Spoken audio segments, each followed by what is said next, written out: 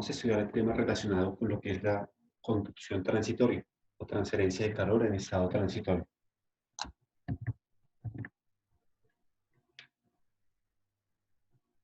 En diferentes procesos de la transferencia de calor, la temperatura del sistema depende del tiempo. Hasta ahora solamente se ha tenido en cuenta la conducción estacionaria, es decir, cuando la temperatura variaba con respecto a una posición en el espesor de una pared, una posición con respecto al radio del cilindro o una esfera, o con respecto a la posición en la longitud de la letra. Pero no se ha tenido en cuenta el tiempo hasta este momento. Un primer modelo de estado transitorio es la resistencia interna despreciable, también llamado análisis de parámetros concentrados o capacidad térmica global. En este sistema, durante un proceso de calentamiento o enfriamiento, se está sujeto casi de manera exclusiva al tiempo y no a la distancia. Entonces, van a considerarse cuerpos en los que la temperatura va a depender del tiempo, no de la posición. Es decir, que van a permanecer casi isotérmicos durante un proceso de calentamiento o enfriamiento. Para esto tendría que suponerse que la conductividad térmica es suficientemente alta para que los gradientes de temperatura en su interior resulten insignificantes. Del mismo modo, podría pensarse que el sistema es lo suficientemente pequeño para que las diferencias de temperatura en el interior no sean considerables, sean insignificantes. Además, debe tenerse en cuenta también que el coeficiente de transferencia de calor por convección de la interfase sólido-fluido es lo suficientemente pequeño, de tal manera que la temperatura entre el fluido y la superficie en esa interfase sí es relevante.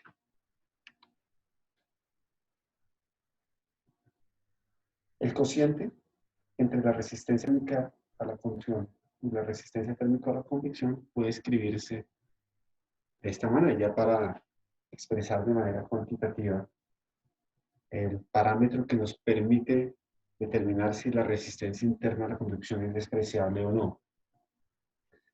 Esta relación entre la resistencia a la conducción y la resistencia a la convección se le conoce como el número de Biot, el número dimensional, que depende pues, del coeficiente H, de una longitud característica del sistema y de la conductividad térmica del material.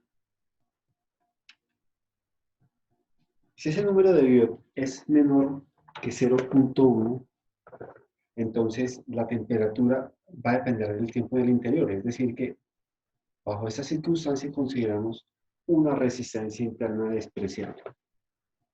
Cuando se satisface este criterio, las temperaturas dentro del cuerpo con relación a los alrededores permanecen dentro de un margen de 5% entre sí.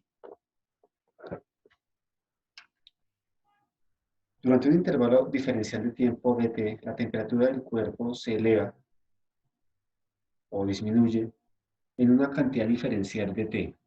Un balance de energía del sólido para el intervalo de tiempo de T se puede expresar así. Entonces, el calor transferido por convección entre el sólido, entre la superficie del sólido y del fluido, que es el sólido que está a una temperatura T, una única temperatura, puede igualarse a un cambio en la energía interna. La expresión presentada allí corresponde a lo que es un enfriamiento, una disminución en la energía interna. Podría plantearse al contrario para un calentamiento. Si nosotros resolvemos esta igualdad entre el calor por convección y el cambio en la energía interna, llegamos a esta ecuación diferencial. Una ecuación diferencial que al resolverla nos da la información de cómo varía la temperatura en el tiempo. Hacemos un cambio de variable para resolver de una manera más sencilla la ecuación. introducimos la variable θ, que es igual a t menos t infinito. Hacemos la sustitución correspondiente y llegamos a esta expresión. Esta es la solución general para una ecuación diferencial del tipo que tenemos allí, en términos de una exponencial, en donde aparece la constante C1, una constante de integración, producto de la integración que hay que hacer allí durante el desarrollo de la ecuación diferencial. Para hallar esa constante C1 hay que plantear una condición. Como nuestra variable es el tiempo, se plantea una condición inicial. En el caso de cuando se habla de que la temperatura varía con respecto a la posición, se planteaban condiciones de frontera. Aquí la variable es el tiempo, planteamos una condición inicial. En t igual a 0, z va a tomar el valor de un valor inicial de tiempo. De tal manera que C1 corresponde a ese valor de θ inicial. Algunos autores dan la notación de θ sub 0, pero pues ese valor normalmente suele atribuirse cuando se toma como referencia el origen de una posición. Y no del tiempo, el origen del tiempo lo tomamos con el subíndice i, aquí en este caso θ sub i. Cuando reemplazamos nuestra condición inicial allí en la ecuación que traíamos, llegamos a esta ecuación, una ecuación muy sencilla, un modelo matemático que me va a representar este estado transitorio con resistencia interna a la conducción despreciable. A partir de una temperatura podemos hallar un tiempo, y a partir de un tiempo podemos hallar una temperatura. Recordemos que se trata de una única temperatura del sistema, una temperatura que va cambiando, va aumentando en un calentamiento o va disminuyendo en un enfriamiento. Si hablamos de un enfriamiento, tendremos una curva de este estilo, una curva de enfriamiento, en donde se parte de una temperatura inicial y se va a acercar la temperatura del cuerpo asintóticamente a la temperatura ambiente, sin llegar a ella. Esta es la curva de enfriamiento que me representaría un proceso térmico para este modelo de estado transitorio. Cuando hablamos del número de dimensiones a longitud característica, esta la podemos hallar como una relación entre lo que es el volumen y el área superficial del sistema.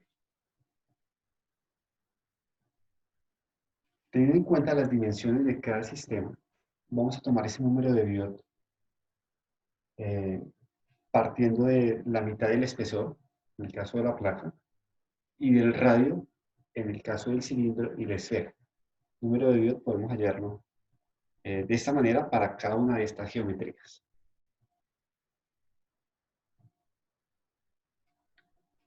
Hagamos el siguiente ejercicio.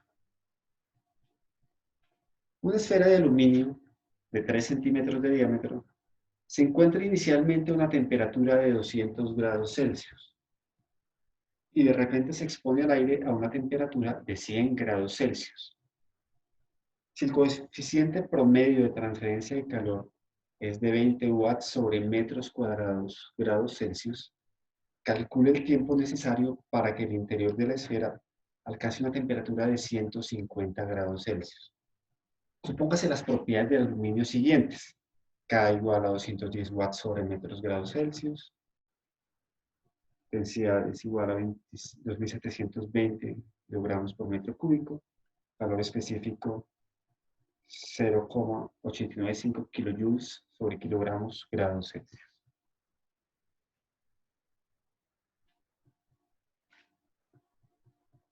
Bueno, haciendo un análisis de lo que es el problema que tenemos allí, partimos de una esfera, una geometría, que va a experimentar un proceso de enfriamiento. Está a 200 grados Celsius, se expone un fluido más frío, 100 grados, y ha de transcurrir un determinado tiempo hasta que la esfera se enfríe a 150 grados. Entonces, lo primero que vamos a verificar es el cumplimiento de los requisitos para establecer que se trata de un sistema con resistencia interna a la conducción despreciable. Esto lo hacemos con el número de Biot. Allí tenemos la representación de la esfera del problema. Entonces vamos a hallar el número de Euler. El decir que se trata de un material con alta conductividad térmica, como lo es el aluminio, y un sistema pequeño, relativamente pequeño, con esas dimensiones, 3 centímetros de diámetro, pues no garantiza el cumplimiento de que sea un sistema con resistencia interna a la conducción despreciable. Eso lo determinamos a partir de este parámetro cuantitativo, el número de Euler. Lo hallamos, nos da 1,43 por 10 a la menos 3, es un número adimensional.